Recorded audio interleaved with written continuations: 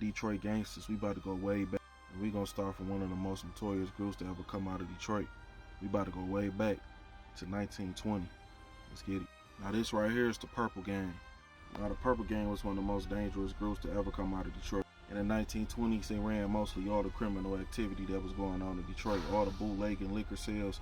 You had to go through these boys right here to get. Now a lot of people don't know that. Well, younger generation don't know that liquor, alcohol used to be illegal.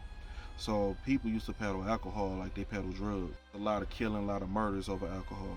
Now the Purple Gang mainly got a lot of their liquor, a lot of their bootlegging from Canada, from Windsor. So it's always been that Windsor and Detroit plug. Now in the beginning, the Purple Gang just started off as petty thieves, you know, pickpocketing and stuff like that. But as time grew, they turned into criminals, real killers. They was known for hijacking, taking motherfucking shit when they came through the city. Basically, you try to come through Detroit, you trying to sell something, they was taking your shit off rip.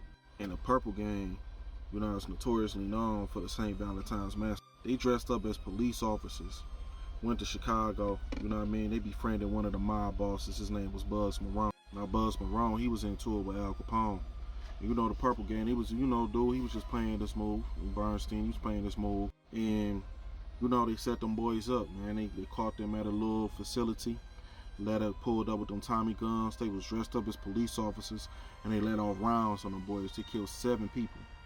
It happened on February 13th, 1929, and it's known as the St. Valentine's Day Massacre. Now, what happened to the Purple Gang was mainly inside fighting within the crew. Members got into it with each other, members killing each other, and that just happened to be the downfall of the Purple Gang. But in the 1920s, in the Prohibition era, you had to go through these boys right here if you wanted to get your liquor in Detroit. And they was also selling liquor to Al Capone, one of the most dangerous groups in Detroit history, with the Purple Gang. And if y'all want to know what hood the Purple Gang from, they stayed in this area right here. This area is called Paradise Valley. They built 375 over this neighborhood.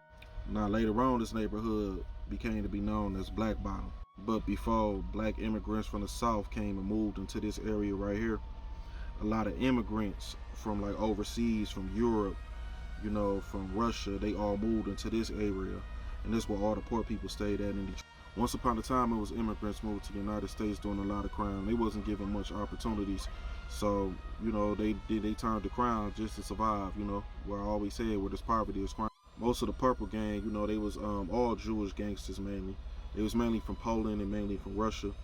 And they did what they had to do to survive in Detroit, but they became known as one of the most notorious gangsters in history, in mob history.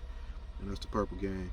Check them out, do y'all research. I'm actually surprised they ain't made a movie about these boys because, man, they was some ruthless motherfuckers.